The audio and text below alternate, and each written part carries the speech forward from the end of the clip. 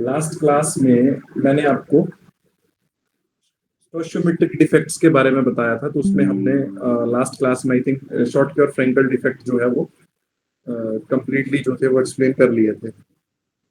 Okay, देखो, बताने को तो मैं आपको बहुत डेप्थ में सारी चीजें बता सकता हूँ, बट हमें सिलेबस भी with the passage of time जो है वो खत्म करना है ना। तो जहाँ पे बताने का होगा वहां पे मैं आपको बताऊंगा, बट थोड़ा हमें रिदम पकड़ना पड़ेगा। ठीक है जी।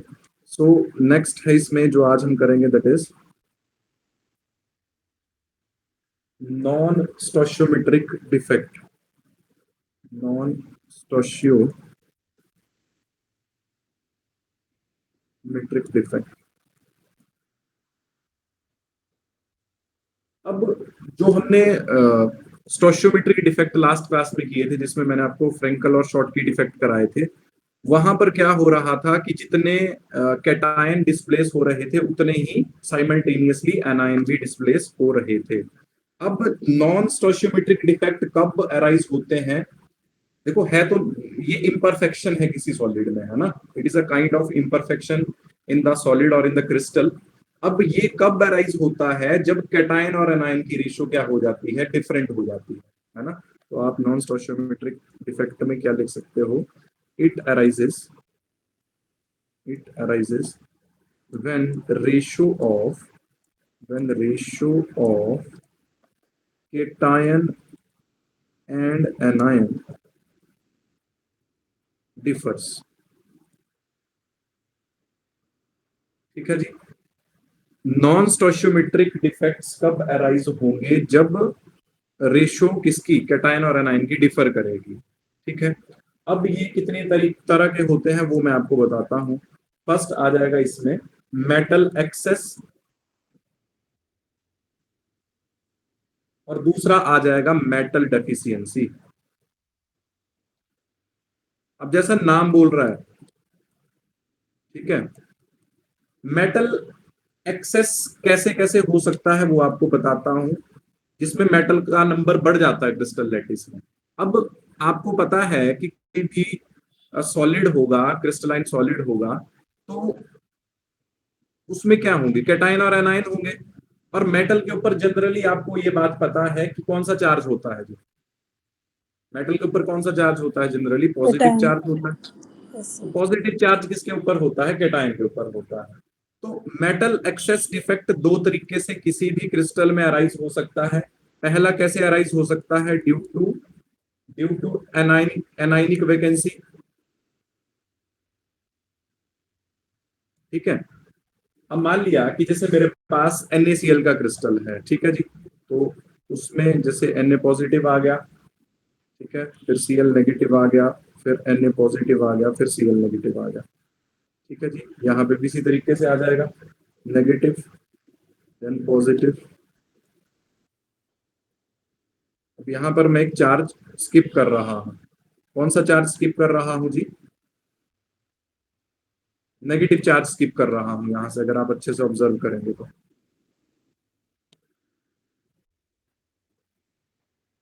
अब जब मैं ये नेगेटिव चार्ज यहां से स्किप कर रहा हूं, इट मींस कि मैंने इस क्रिस्टल लैटिस से क्या मिस कर दिया है? एक एनायन मिस कर दिया है। अब जब मैंने यहां से एक एनायन को मिस कर दिया, ठीक है, तो यहां पर किसकी एक्सेस कौन हो गया? मेटल एक्सेस हो गया। क्योंकि अगर आप देखोगे तो यहां पर भी Na पॉजिटिव है, यहां पर भी Na पॉजिटिव है, यहां पर Na पॉजिटिव है, यहां पर Na पॉजिटिव है, यहां पर Na पॉजिटिव और यहां पर Na पॉजिटिव है। तो अगर आप अच्छे से देखोगे तो Na पॉजिटिव का नंबर ज्यादा हो गया as comparison to Cl negative, जिस वजह से ये मेटल एक्सेस डिफेक्ट हो गया, मतलब मेटल की मात्रा ज्यादा हो गई। अब इसमें होता क्या है कि थोड़ी देर के लिए मैंने आपको बताया कि ये NaCl का एक क्रिस्टल है ना। उसको मैंने इस तरीके से ड्रॉ किया है। अब यहां से मैंने क्या कर दिया है? एक एनायन को बाहर कर दिया है। तो जब होता क्या है कि जब मैं NaCl के क्रिस्टल को किसके साथ हीट कर देता हूँ? सोडियम वेपर के साथ हीट कर देता हूँ। ठीक है जी।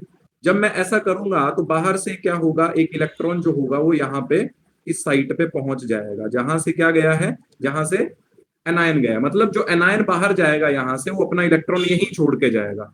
इलेक्ट्रॉन यहीं छोड़ के क्यों जाएगा? जिसकी वजह से जो क्रिस्टल एज ए होल हो वो न्यूट्रल रहे। ठीक है जी। अब यहां पर जो इलेक्ट्रॉन आ गया एनाइनिक वैकेंसी में, यहां पर जो इलेक्ट्रॉन आ गया उसको बोलता हूं मैं एफ सेंटर, फारबे सेंटर। क्या बोलता हूं उसको?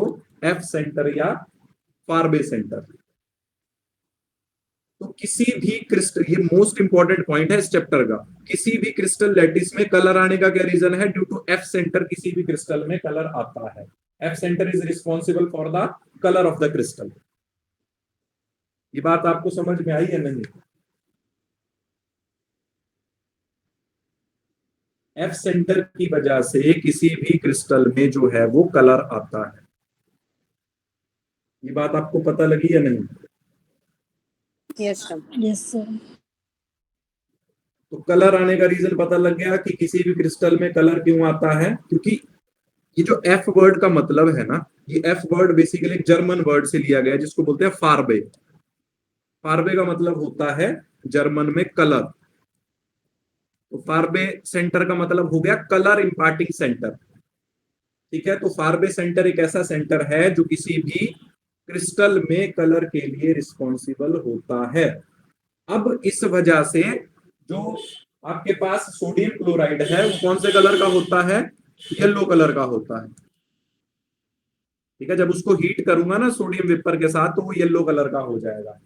ठीक है जी। KCl जो होता है वो वॉयलेट कलर का होता है, और LiCl जो होता है, याद रखना कलर है ना, एनसीईआरटी में दिए गए हैं, ये पिंक कलर का होता है। और कलर आने का रीजन आपको बता दिया, फारबे सेंटर।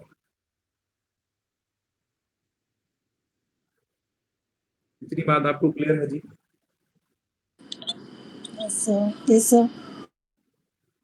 अब देखो, जो कलर होता है उस कलर की इंटेंसिटी डिपेंड करती है नंबर ऑफ फारबे सेंटर पे।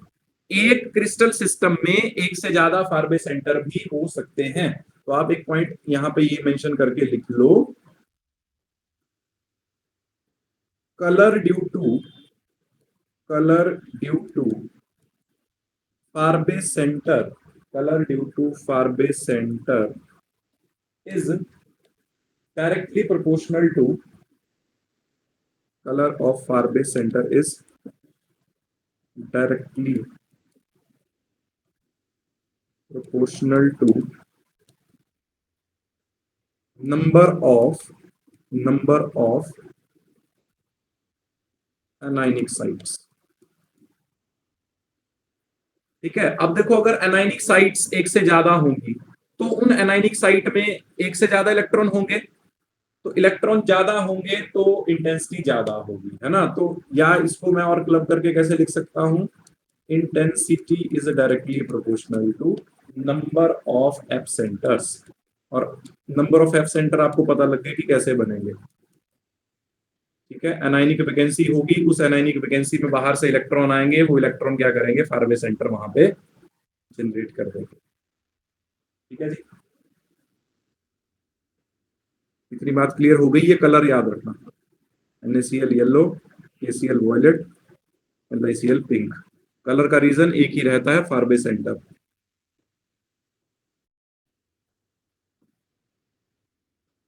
अब देखो, मेटल एक्सेस एक तो एनाइनिक वैकेंसी की वजह से हो सकता है, दूसरा मेटल एक्सेस डिफेक्ट एक और वजह से भी किसी क्रिस्टल में देखने को मिल सकता है, due to excess cation, due to excess cation. ठीक है, इसमें क्या होगा? मान लिया मेरे पास जिंक ऑक्साइड है, इसको बोलता हूं फिलोसफर्स वूल, शायद आपको पता हो ये बात, फिलोसफर्स वूल बोलता हूं इसको। अब इसका क्या सिस्टम होता है? जब मैं इसको हीट करता हूं, वैसे ये व्हाइट कलर का होता है। कैसे कलर का होता है? ये व्हाइट कलर का होता है जब ये ठंडा होता है। जब मैं इसको हीट करता हूं तो इसका कलर येलो हो जाता है, इसलिए इसको फिलोसफर्स वूल बोलता हूं, है ना। तो white when cold, yellow when hot. अब देखो, मान लिया कि मैं इसका क्रिस्टल सिस्टम बनाता हूं, तो इसमें कौन कौन से आयन है? जिंक 2 पॉजिटिव और O2 नेगेटिव। ठीक है जी। तो जब मैंने देखो इसी तरीके से इसका एक क्रिस्टल लैटिस जो है वो जनरेट किया, थोड़ा जल्दी जल्दी बताता हूँ जी क्योंकि चैप्टर खत्म करना है ये। ठीक है, तो यहाँ पे देखो जिंक के ऊपर 2 पॉजिटिव, फिर 2 नेगेटिव, फिर 2 पॉजिटिव, इस तरीके से 2 नेगेटिव, 2 पॉजिटिव, 2 नेगेटिव, इस तरीके से, और सो ऑन, इस तरीके से होगा ये आगे तो, है ना।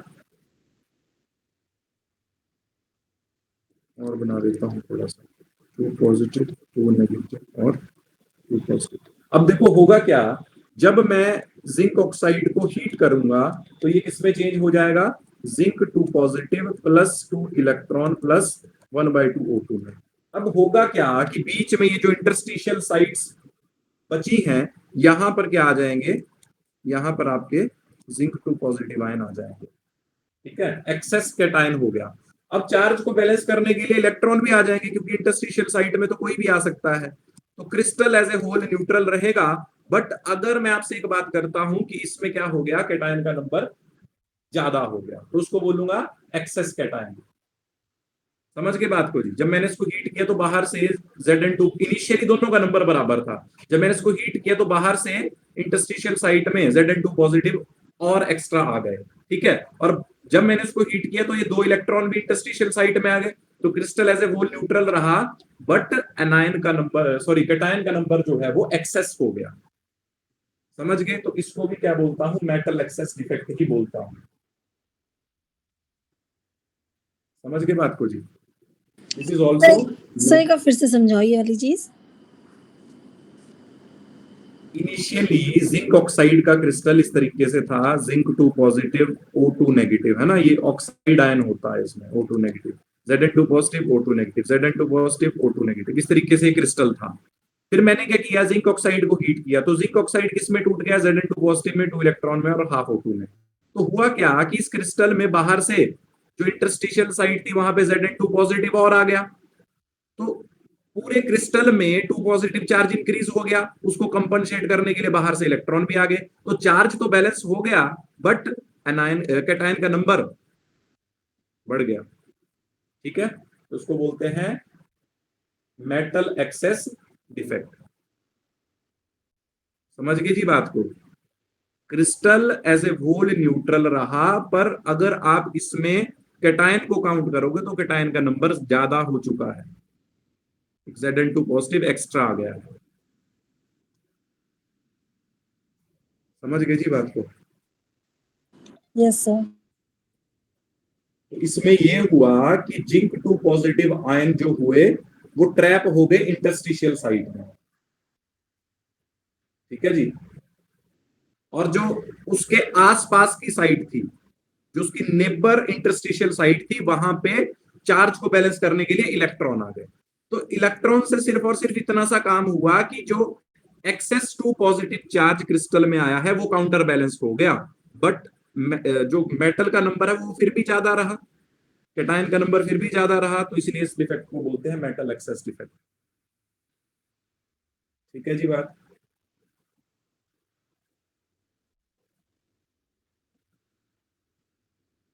अब एक चीज बचती है इसमें और, दैट इज मेटल डेफिशिएंसी। ठीक है, उसको भी थोड़ा सा समझा देता हूं।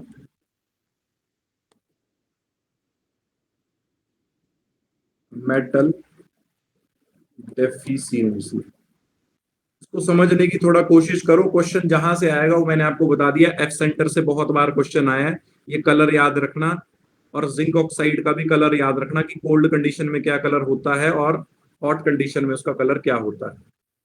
समझ गए जी बात को। अब बात करता हूं मेटल डेफिशिएंसी की, जैसा नाम बोल रहा है। अब इसमें मैं एक एग्जांपल लेता हूं FeO का। तो FeO में आपको पता है कि आयरन भी 2 पॉजिटिव में है और ऑक्सीजन 2 नेगेटिव में है। तो अगर मैं इसका इस तरीके से क्रिस्टल लैटिस बनाता हूं, ठीक है जी, इस तरीके से मैंने इसका क्रिस्टल लैटिस बना दिया, तो मान लिया कि यहाँ पे Fe2 पॉजिटिव है, यहाँ पर O2 नेगेटिव है, यहाँ पर Fe2 पॉजिटिव है, ठीक है जी, O2 negative, Fe2 positive, O2 negative, यहाँ पे again Fe2 positive, O2 negative and Fe2 positive. अब नाम बोल रहा है मेटल डेफिशिएंसी, है ना, मेटल डेफिशिएंसी। अब होगा क्या कि मैं यहां से एक मेटल को रिमूव कर दूंगा, ठीक है, मान लिया कि मैंने इस आयरन को यहां से हटा दिया, हटा दिया, तो मेटल की डेफिशिएंसी आ गई यहां पर। अब इसका चार्ज काउंटर बैलेंस करने के लिए देखो, जो मेटल मैंने यहां से रिमूव की उसके ऊपर 2 पॉजिटिव चार्ज था, ठीक है, तो उसको तो मैंने यहां से हटा दिया, बट उसके चार्ज को कंपनसेट करने के लिए मैंने क्या किया, क्योंकि आपको पता है कि जो आयरन होता है वो +2 +3 दोनों ऑक्सीडेशन स्टेट में पाया जाता है, तो इसके चार्ज को बैलेंस करने के लिए मैंने क्या किया कि कोई दो आयरन के ऑक्सीडेशन स्टेट को +1 +1 से इंक्रीज कर दिया। जैसे कि इस आयरन की ऑक्सीडेशन स्टेट मैंने बदल दी, इस आयरन की ऑक्सीडेशन स्टेट मैंने +3 कर दी, और कहीं ना कहीं इस आयरन की भी ऑक्सीडेशन स्टेट मैंने +3 कर दी। अब देखो चार्ज का पचड़ा खत्म हो गया, जितना पॉजिटिव चार्ज आपको दिखाई दे रहा है उतना ही नेगेटिव चार्ज आपको दिखाई दे रहा है, बट फर्क क्या देखने को मिला कि मेटल का नंबर कम हो गया। Crystal as a whole neutral रहा, बट मेटल का नंबर कम हो गया, तो ऐसे डिफेक्ट को बोलता हूं मेटल डेफिशिएंसी डिफेक्ट। समझ गए बात को जी? ऐसे डिफेक्ट को क्या बोलता हूं? Metal deficiency defect.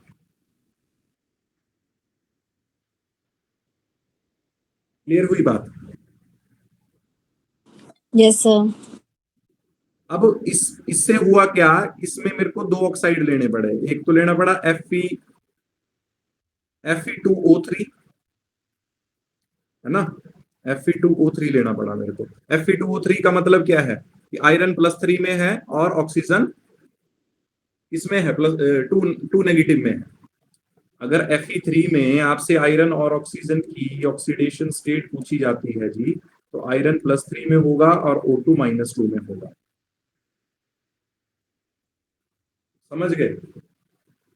तो ये मिक्स्ड ऑक्साइड टाइप में बन गया है। क्या बन गया ये? Mixed oxide. क्या आपको ये बात समझ में आई? Yes sir. मतलब इससे ये मिक्स्ड ऑक्साइड बन गए।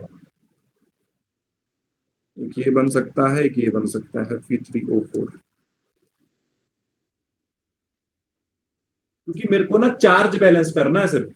जैसे मान लिया कि पहले मेरे पास क्या था इसमें, अगर मैं Fe2 पॉजिटिव की बात करता हूं तो वो 3 थे, फिर मैंने Fe2 पॉजिटिव को Fe3 पॉजिटिव में चेंज किया, तो टोटल चार्ज कितना हुआ यहाँ पे? +6।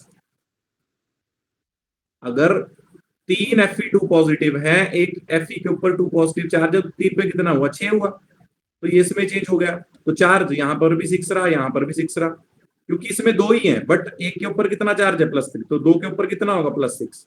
तो चार्ज का रोल उतना ही रहा, बट नंबर तो इंक्रीज हुआ, नंबर तो डिक्रीज हुआ ना। देखो 3 से 2 गया, आयरन का नंबर कम हुआ, तो इसीलिए इसको बोलते हैं metal deficiency defect. Charge same रहा, चार्ज सेम होने का मतलब यह है कि crystal as a whole neutral रहा। तो ऐसे डिफेक्ट को बोलता हूं जी मेटल डेफिशिएंसी डिफेक्ट। समझ गए बात को?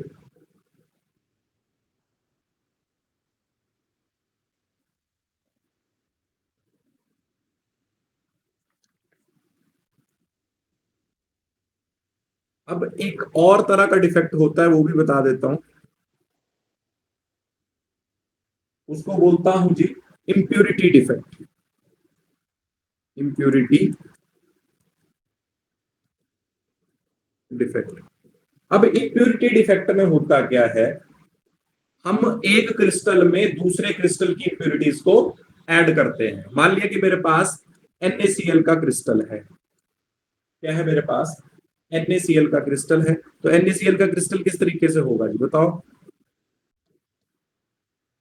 इसी तरीके से होगा ना, Na positive Cl negative, Na positive Cl negative, Na positive और Cl नेगेटिव।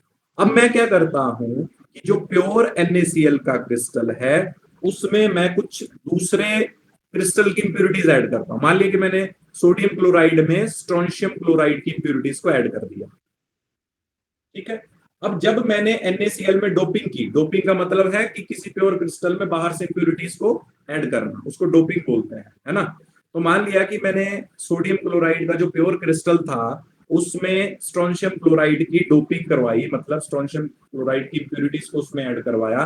तो क्या देखने को मिला कि जो स्ट्रोंशियम क्लोराइड होता है आपके पास, उसमें स्ट्रोंशियम के ऊपर 2 पॉजिटिव चार्ज होता है, Cl के ऊपर 1 नेगेटिव होता है। यहाँ पर सोडियम के ऊपर 1 पॉजिटिव, Cl के ऊपर 1 नेगेटिव। अब मान लिया कि मैंने यहां से 2 सोडियम बाहर किए, यहां से मैंने कितने सोडियम बाहर किए जी, 2 सोडियम बाहर कर दिए।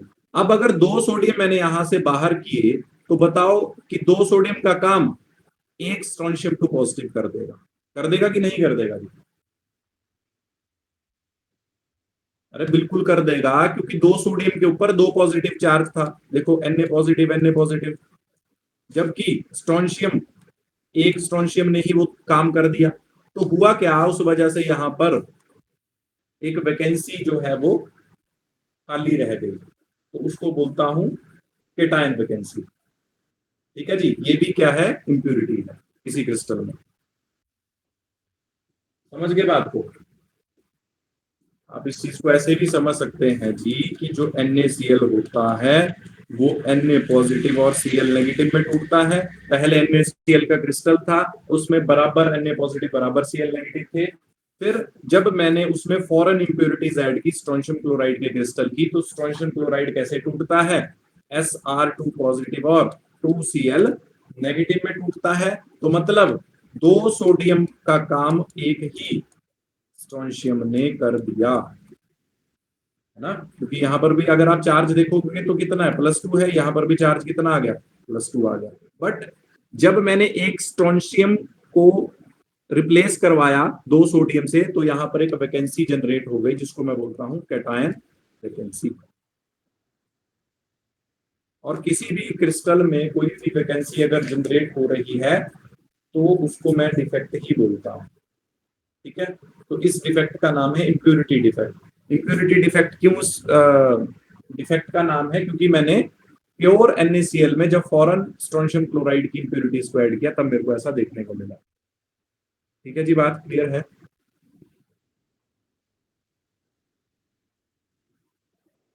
इसी तरीके से अगर NaCl के बजाय AgCl का क्रिस्टल हो, तो AgCl के क्रिस्टल में मैं किसकी डोपिंग करा सकता हूँ, CdCl2। तो आपसे जनरली ये पूछा जा सकता है कि जब डोपिंग करानी हो तो NaCl में किसकी डोपिंग कराई जाती है, तो आंसर होगा स्ट्रोंशियम क्लोराइड। NaCl में स्ट्रोंशियम क्लोराइड की डोपिंग करवाई जाती है। अगर प्योर AgCl का क्रिस्टल होता है तो उसमें कैडमियम क्लोराइड की डोपिंग करवाई जाती है। यहां से ये क्वेश्चन बन सकते हैं। तो आई थिंक आपको ये सब अब क्लियर होगा। डोपिंग का मतलब ये हुआ कि किसी प्योर क्रिस्टल में बाहर से इंप्योरिटीज को ऐड करवाना। क्यों ऐड करवाना, ताकि मैं उस क्रिस्टलाइन सब्सटेंस की प्रॉपर्टी को चेंज कर सकूं।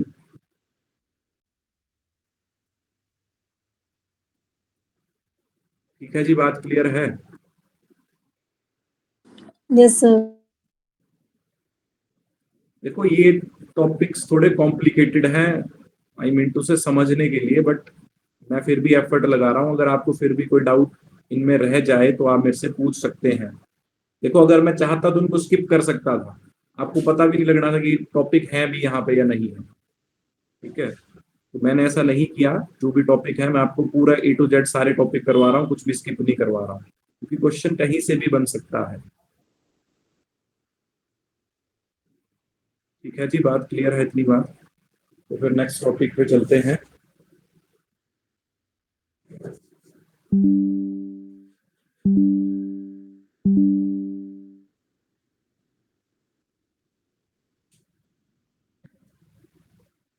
अब देखो, आपने एक चीज देखी होगी, डोपिंग का मतलब मैंने अभी आपको बताया। What is doping? डोपिंग का मतलब है कि किसी प्योर क्रिस्टल में बाहर से इंप्योरिटीज को ऐड कराना। ठीक है, तो उस तरीके से हमारे पास सेमीकंडक्टर देखने को मिलते हैं, N टाइप और P टाइप सेमीकंडक्टर। वो अब आपको थोड़ा सा कंसेप्ट बता देता हूँ, N टाइप और P टाइप सेमीकंडक्टर का वो कैसे होता है। ठीक है, अब देखो, जो मेरे पास ग्रुप 14 है, ग्रुप 14 के मेंबर बोलो जरा। कार्बन, सिलिकॉन, जर्मेनियम, टिन और लेड, ये होते हैं। ठीक है, तो इसमें पर्टिकुलरली मैं सिलिकॉन और जर्मेनियम लेता हूं। ये कौन से ग्रुप के हैं? 14 ग्रुप के हैं। तो इनमें वैलेंस इलेक्ट्रॉन कितने हैं जी? 4 वैलेंस इलेक्ट्रॉन है या नहीं है? अब सबको बात ये मैंने पहले भी बताई है कि जो ग्रुप नंबर होता है उसका लास्ट डिजिट जो है वो वैलेंस इलेक्ट्रॉन होते हैं ग्रुप के। तो देखो, सिलिकॉन में भी वैलेंस इलेक्ट्रॉन 4 है, जर्मेनियम में भी 4 है। अब मैं इसमें डोपिंग करवाता हूं। तो डोपिंग दो तरह से मैं इसमें करवा सकता हूं, या ग्रुप 13 वालों की डोपिंग करवा सकता हूं या ग्रुप 15 वालों की डोपिंग करवा सकता हूं। समझ गई जी बात को? तो अगर मैं इसमें ग्रुप 15 की डोपिंग करवाता हूं, ग्रुप 15 के मेंबर बोलो। नाइट्रोजन, फास्फोरस, आर्सेनिक, एंटीमनी और बिस्मथ। मान लिया कि मेरे पास सिलिकॉन का क्रिस्टल है या जर्मेनियम का क्रिस्टल है, तो वो क्रिस्टल देखो, बनाने को मैं यहाँ पे आपके सामने उसको ड्रॉ कर सकता हूं, बट टाइम बहुत कंज्यूम हो जाएगा। थोड़ा सा बता देता हूं। यहाँ पे देखो, जैसे ये सिलिकॉन का क्रिस्टल है तो उसमें ऐसे 4 वैलेंस इलेक्ट्रॉन होंगे, ये आपस में उनको शेयर कर रहे होंगे। ठीक है जी। अब हुआ क्या कि जब मैंने इस सिलिकॉन के क्रिस्टल में ग्रुप 15 का जो आर्सेनिक है उसकी डोपिंग की, तो आर्सेनिक में वैलेंस इलेक्ट्रॉन कितने हैं जी? 5 है। 5 है ना जी आर्सेनिक में वैलेंस इलेक्ट्रॉन। तो जब मैंने यहां से एक सिलिकॉन को हटाया और उस सिलिकॉन के प्लेस पे मैं किसको लाया? आर्सेनिक को लाया, तो इलेक्ट्रॉन तो कितने चाहिए थे? 4 ही चाहिए थे। बट एक इलेक्ट्रॉन बच गया एक्स्ट्रा। बचा कि नहीं? क्योंकि इसके पास 5 हैं, काम चलाने के लिए 4 ही चाहिए। तो जो एक्स्ट्रा इलेक्ट्रॉन बचा उसकी वजह से ये बन जाएगा एन टाइप सेमीकंडक्टर। कौन सा? N type semiconductor. N type semiconductor कब बनता है? जब मैं ग्रुप 14 में ग्रुप 15 की इंप्योरिटीज की डोपिंग करता हूं। ठीक है, N type semiconductor extra electron की वजह से बनता है। अब देखो, ये ऐसा थोड़ी है कि एक ही आर्सेनिक आएगा, ऐसे बहुत सारे आर्सेनिक इस क्रिस्टल लैटिस में आ जाएंगे। बहुत सारे आर्सेनिक अगर इस क्रिस्टल लैटिस में आ जाएंगे तो वहां पे जो जो एक्स्ट्रा इलेक्ट्रॉन आते रहेंगे उनकी वजह से फ्लो ऑफ इलेक्ट्रॉन होगा। फ्लो ऑफ इलेक्ट्रॉन से इलेक्ट्रिसिटी प्रोड्यूस होगी। जैसे बैटरी का नेगेटिव टर्मिनल हो गया, पॉजिटिव टर्मिनल हो गया। ठीक है, समझ गए एन टाइप सेमीकंडक्टर क्या होते हैं? सर ये ग्रुप 14 15 इन्हीं के बीच में होगा? हाँ जी। ओके। मतलब कि आप ऐसा समझ लो कि ग्रुप 14 का जो प्योर क्रिस्टल है, ग्रुप 14 में चाहे मैं सिलिकॉन का प्योर क्रिस्टल लूं या जर्मेनियम का प्योर क्रिस्टल लूं, उसमें मैं आर्सेनिक जो कि ग्रुप 15 का मेंबर है उसकी इंप्योरिटीज को यहां पे मिक्स कर दूं। तो मिक्स करने से ये हुआ कि ग्रुप 14 में जो सिलिकॉन है या जर्मेनियम है उनके पास अपने वैलेंस इलेक्ट्रॉन 4 है। तो जब मैंने आर्सेनिक को यहां पे मिक्स किया उनके साथ, तो आर्सेनिक से उनको केवल और केवल 4 इलेक्ट्रॉन्स की ही आवश्यकता थी। पर आर्सेनिक के पास 5 होते हैं, तो जो 5वां एक्स्ट्रा इलेक्ट्रॉन बचा उसकी वजह से ये बन गया एन टाइप सेमीकंडक्टर। अब ये इलेक्ट्रॉन क्या करेगा? जो ये एक्स्ट्रा इलेक्ट्रॉन है ये इस क्रिस्टल में घूमता रहेगा और फ्लो ऑफ इलेक्ट्रॉन से इलेक्ट्रिसिटी प्रोड्यूस होगी। क्या आपको ये बात समझ में आई या नहीं? Yes sir. तो अगर लिखना हो तो आप यहां पे लिख सकते हो। एक पॉइंट लिखवा देता हूं। Group 14 elements, group 14 elements like silicon और जर्मेनियम, लाइक सिलिकॉन और germanium with group 15 elements, with group 15 elements like phosphorus and arsenic. इनकी मिक्सिंग जब करवाता हूं तो जो फ्री इलेक्ट्रॉन होता है वो अवेलेबल हो जाता है। और जो फ्री इलेक्ट्रॉन जब वो उस क्रिस्टल में घूमता रहेगा घूमता रहेगा घूमता रहेगा, तो उस वजह से उस क्रिस्टल की कंडक्टिविटी इंक्रीज हो जाएगी। तो ऐसे सॉलिड को मैं एन टाइप सेमीकंडक्टर बोलूंगा। आई थिंक अब क्लियर हो गया है।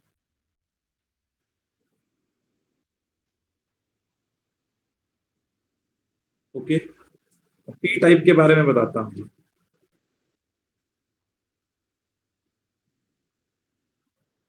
Okay, P type semiconductor. अब पी टाइप सेमीकंडक्टर में होगा क्या कि देखो, जैसे सिलिकॉन का ही क्रिस्टल मैंने अगेन ले लिया आपके सामने, है ना। उसमें ऐसे सिलिकॉन सिलिकॉन सिलिकॉन, यहाँ पर भी सिलिकॉन, यहाँ पर भी सिलिकॉन, यहाँ से मैं सिलिकॉन हटाऊंगा, है ना। तो देखो इसके वैलेंस इलेक्ट्रॉन 4, इसके भी वैलेंस इलेक्ट्रॉन 4। बहुत आसान है सब कुछ, अगर आप एक बार समझ लो तो। ठीक है जी, 4, यहाँ पर भी 4, यहाँ पर भी 4। अब मैंने क्या किया कि यहां से एक सिलिकॉन को हटाया। पहले ये प्योर सिलिकॉन का क्रिस्टल था, फिर यहां से मैंने क्या किया, जब मैंने ग्रुप 13 एलिमेंट्स की डोपिंग करवाई ग्रुप 14 एलिमेंट्स के साथ, तो यहां से सिलिकॉन हट गया और सिलिकॉन के प्लेस पे एल्यूमिनियम आ गया। अब देखो ग्रुप 13 में एलिमेंट क्या क्या होते हैं। ग्रुप 13 की बात करता हूं, boron, aluminium, gallium, indium, thallium. ठीक है जी, ये होते हैं ग्रुप 13 के एलिमेंट। तो मैंने क्या किया, एक सिलिकॉन को हटाया और एल्यूमिनियम को लाया। अब ग्रुप 13 है, तो ग्रुप 13 में वैलेंस इलेक्ट्रॉन कितने होते हैं जी? 3 होते हैं। अब चाहिए तो मेरे को 4।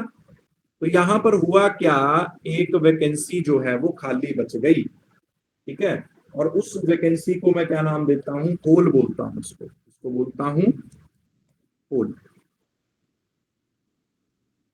ठीक है, इलेक्ट्रॉन होल बोल सकता हूं उसको। ठीक है, तो उसके फ्लो की वजह से क्या होता है, पी टाइप सेमीकंडक्टर मेरे पास देखने को मिलते हैं।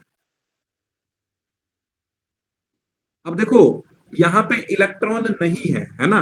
इलेक्ट्रॉन अगर कहीं पे नहीं है तो मतलब वहां पे ये जो होल होते हैं, होल आर पॉजिटिवली चार्ज, क्योंकि एक इलेक्ट्रॉन की यहाँ पे कमी है। तो होल के फ्लो की वजह से, जैसे पॉजिटिव चार्ज सर्कुलेट करता है, वैसे ही ये क्या करेगा, होल सर्कुलेट करेगा इस क्रिस्टल में, है ना। जिसकी वजह से जो है वो मेरे को पी टाइप सेमीकंडक्टर देखने को मिलेगा। ये होल सर्कुलेट कर रहा है क्रिस्टल में। ठीक है जी बात। तो यहां पे आप लिख सकते हो कि when group 14 elements like silicon और germanium topped with group 13 elements like boron, aluminium or gallium, as a result hole is created which leads to the formation of p type semiconductor.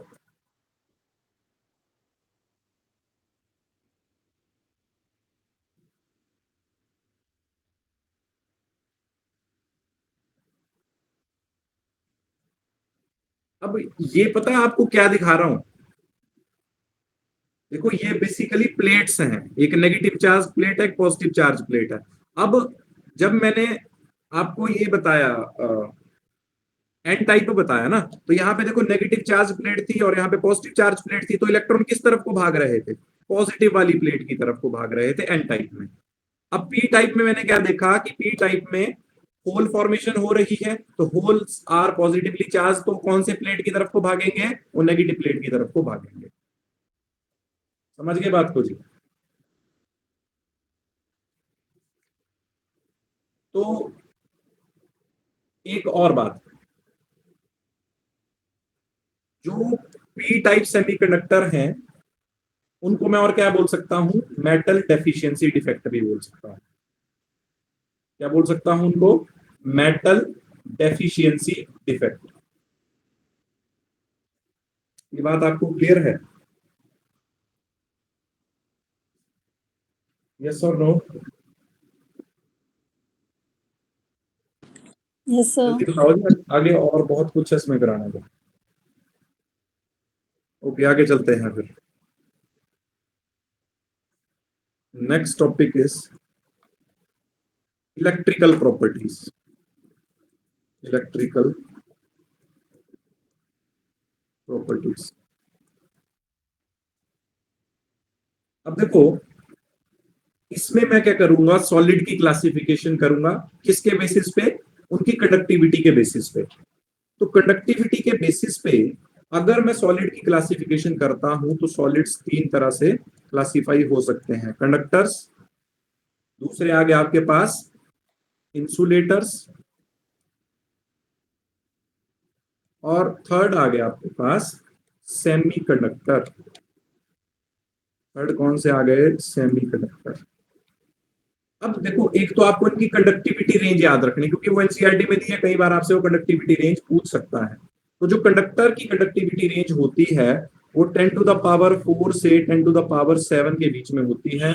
Ohm inverse, metre inverse, ये conductivity के unit है। ये कैसे आते हैं ये आपको electro chemistry में मैं बता दूंगा। ठीक है जी। अब देखो, कंडक्टर की कंडक्टिविटी क्या होती है? हाई होती है, हाईली कंडक्टिंग होते हैं, तो उनकी वैल्यू देखो पॉजिटिव है यहाँ पर। अगर बात करता हूं इंसुलेटर की, तो इंसुलेटर की कंडक्टिविटी बहुत बहुत कम होती है। कितनी होती है? 10⁻⁻20। पावर्स देख लेना, माइनस में है ये, -20 से 10⁻−10। ओहम इनवर्स, मीटर इनवर्स, ये कंडक्टिविटी के यूनिट होते हैं। इलेक्ट्रोस्टैटिक, जब मैं आपको इलेक्ट्रोकेमिस्ट्री कराऊंगा वहां पे बताऊंगा। अब बात करता हूं सेमीकंडक्टर की, तो सेमीकंडक्टर की जो कंडक्टिविटी होती है, it is intermediate between conductor and insulator. उसकी वैल्यू होती है 10⁻⁻6 से 10⁻4 ओहम इनवर्स, मीटर इनवर्स, ये वैल्यू होती है जिसकी। अब इसका रीजन क्या है कि कंडक्टिविटी रेंजेस अलग अलग क्यों है? देखो, इसको समझाने के लिए वैसे बैंड थ्योरी होती है, जिसमें दो तरह के बैंड होते हैं, एक बैलेंस बैंड होता है, कंडक्शन बैंड होता है। तो वो मैं आपको जल्दी से थोड़ा सा आइडिया दे देता हूँ। ठीक है। अब देखो होता क्या है, अगर मैं कंडक्टर्स की बात करता हूं, अगर मैं कंडक्टर्स की बात करता हूं, तो कंडक्टर्स में जो आपका वैलेंस बैंड है, ठीक है, और कंडक्शन बैंड है, वो आपस में ओवरलैपिंग में होते हैं। ठीक है जी, क्या बोल रहा हूं ये बात आपको भी क्लियर करता हूं। देखो, ये है बैलेंस बैंड। तो वैलेंस बैंड में क्या होंगे? इलेक्ट्रॉन्स होंगे। यहाँ पे अगर मैं इलेक्ट्रॉन्स भर देता हूं इस तरीके से, देखो कुछ हिस्सा जो है वो ओवरलैपिंग कर रहा है, किसका किसका? वैलेंस बैंड का और कंडक्शन बैंड का। तो अगर ये ओवरलैपिंग कर रहे हैं, या वैलेंस बैंड और कंडक्शन बैंड के बीच में, देखो बैलेंस बैंड और कंडक्शन बैंड को फील्ड बैंड और एम्प्टी बैंड भी बोल देते हैं। ठीक है। तो कंडक्टर के केस में होता क्या है कि जो बैलेंस बैंड और कंडक्शन बैंड होते हैं वो एक दूसरे के साथ ओवरलैप करते हैं। ओवरलैप करने का मतलब यह है कि उन दोनों के बीच में स्पेस नहीं होता है, तो मतलब इलेक्ट्रॉन इजीली जंप करके कंडक्शन वैलेंस बैंड से कंडक्शन बैंड में जा सकते हैं। ठीक है जी, जिस वजह से कंडक्टर्स की कंडक्टिविटी हाई होती है। समझ गए? पार्शियल ओवरलैपिंग होती है वैलेंस बैंड और कंडक्शन बैंड के बीच में, जिस वजह से जो है वैलेंस बैंड और कंडक्शन बैंड आपस में ओवरलैप करते हैं, और इलेक्ट्रॉन जो है वो इजीली क्या कर सकते हैं, आपके फ्लो कर सकते हैं वैलेंस बैंड से कंडक्शन बैंड में। So that's why conductor shows high conductivity. ठीक है जी। उसके बाद बात आ गई इंसुलेटर की। इंसुलेटर में होता क्या है? देखो, एक बैंड यहां है तो दूसरा यहां है, लार्ज एनर्जी डिफरेंस। इंसुलेटर्स में वैलेंस बैंड और कंडक्शन बैंड के बीच में बहुत ज्यादा एनर्जी गैप होता है। इस गैप को बोलते हैं फॉरबिडन एनर्जी गैप। ठीक है, बहुत ज्यादा होता है, जिस वजह से इलेक्ट्रॉन, यहां पर तो इलेक्ट्रॉन होंगे ही, और यहां पर इलेक्ट्रॉन वो कंडक्टिंग नहीं होते। कंडक्टिंग वो तभी होंगे जब वो ऊपर वाले स्टेट में जाएंगे। ठीक है, तो वो यहां से ऊपर वाले स्टेट में नहीं जा पाते, क्योंकि दोनों बैंड्स में एनर्जी डिफरेंस ज्यादा होता है, जिस वजह से इंसुलेटर कंडक्टिंग नेचर के नहीं होते हैं। अब लास्ट बता देते हैं आपको, सेमीकंडक्टर के बारे में।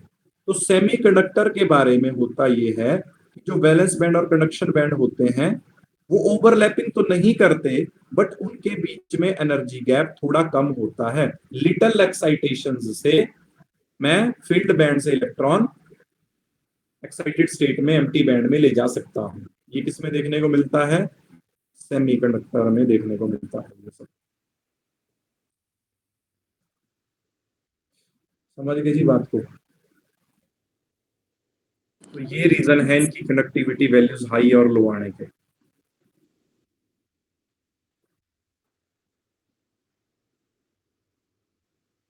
तो मैं यहां से ये कंक्लूड करता हूं कि सेमीकंडक्टर में जो वैलेंस बैंड और कंडक्शन बैंड के बीच का एनर्जी गैप है वो स्मॉल होता है।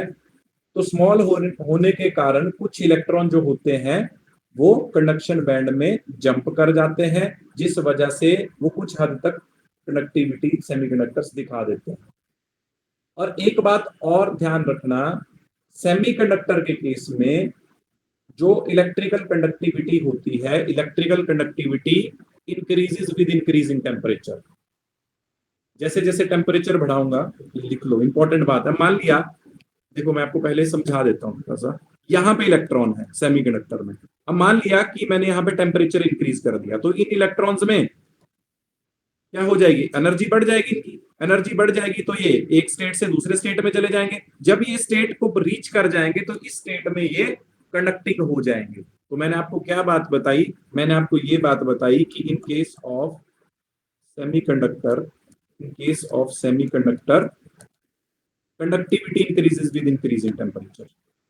Conductivity increases with increase in temperature. Clear है आपको ये बात? कोई डाउट है किसी को तो पूछ सकता है।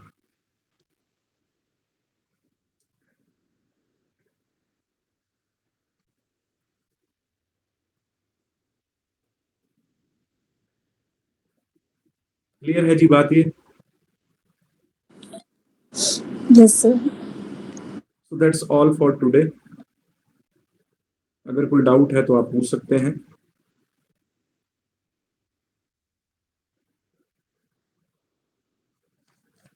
पर यहां पर ना ये जो मैंने आज आपको कलर बताया ना, कलर का रीजन, फारबे सेंटर, NaCl क्रिस्टल का कौन सा कलर होता है, KCl का कौन सा होता है, LiCl का कौन सा होता है, ये आपको पता होना चाहिए। जिंक ऑक्साइड का जब वो कोल्ड होता है तो कौन सा कलर होता है, हॉट होता है तो कौन सा कलर होता है। ठीक है, ये क्वेश्चन यहां से अराइज हो सकते हैं। और इंप्योरिटी डिफेक्ट में आपसे ये पूछ सकता है कि मान लिया कि मैं NaCl का कोई क्रिस्टल है, उसमें किस चीज की इंप्योरिटी ऐड करवाता हूँ इंप्योरिटी डिफेक्ट में? स्ट्रोंशियम क्लोराइड की। सिमिलरली AgCl में मैं CdCl2 की इंप्योरिटी ऐड कराता हूँ। फिर मैंने आपको डोपिंग का कंसेप्ट बताया। डोपिंग का मतलब ये है फॉरेन इंप्योरिटीज को ऐड करना। डोपिंग में मैंने आपको दो तरह के सेमीकंडक्टर बताया, इसमें फिर एन टाइप और पी टाइप। ये बता दिया कि जब मैं 14-15 को मिक्स करता हूं तो एन टाइप बनता है। ठीक है, एन टाइप में चार्ज कैरियर होते हैं इलेक्ट्रॉन्स, और जो पी टाइप होता है उसमें चार्ज कैरियर होते हैं होल्स। तो वो इसलिए पॉजिटिव प्लेट की तरफ को जाते हैं, और एन टाइप में वो नेगेटिव प्लेट की तरफ को जाते हैं इलेक्ट्रॉन। ठीक है जी। फिर मैंने आपको इलेक्ट्रिकल प्रॉपर्टीज बताई सॉलिड की, कि सॉलिड्स कंडक्टिंग क्यों होते हैं। तो मैंने आपको बता दिया कि कंडक्टर्स की रेंज क्या है, उसमें कंडक्टिंग नेचर में इंसुलेटर की क्या है, सेमीकंडक्टर की क्या है। तो जो कंडक्टर होते हैं वो हाईली क्या होते हैं, कंडक्टिंग नेचर के होते हैं। उसका रीजन मैंने आपको बताया कि उसमें जो वैलेंस बैंड होता है और कंडक्शन बैंड होता है, उन दोनों के बीच में ओवरलैपिंग होती है। ओवरलैपिंग होती है तो इलेक्ट्रॉन एक लेवल से दूसरे लेवल में बड़े इजीली जा सकता है, तो वो कंडक्टिंग नेचर का हो जाता है। ठीक है। इंसुलेटर्स नॉन कंडक्टिंग इसलिए होते हैं क्योंकि there is very large energy gap between balance band and conduction band. So electron को एक स्टेट से दूसरे स्टेट में ले जाना बहुत मुश्किल काम है, जिस वजह से इंसुलेटर कंडक्टिंग नेचर के नहीं होते हैं। सेमीकंडक्टर में मैंने आपको बताया कि एनर्जी गैप वैलेंस बैंड और कंडक्शन बैंड में कम होता है। अब कम गैप अगर होगा तो वैलेंस बैंड में जो इलेक्ट्रॉन होगा उसको मैं लिटिल एक्साइटेशन से, अगर मान लिया मैं टेम्परेचर इंक्रीज करूंगा तो जो वैलेंस बैंड में इलेक्ट्रॉन होंगे, उनमें उथल पुथल मचेगी, वो एनर्जी गेन करेंगे, एनर्जी गेन करके वो एक्साइटेड स्टेट में चले जाएंगे, और एक्साइटेड स्टेट में अगर वो चले जाएंगे तो फिर वो कंडक्टिंग नेचर के हो जाएंगे। तो इसलिए आपको ये बात लिखवाई, conductivity increases with increasing temperature in case of semiconductors. That's all for today, बाकी कल डिस्कस करते हैं। Thank you.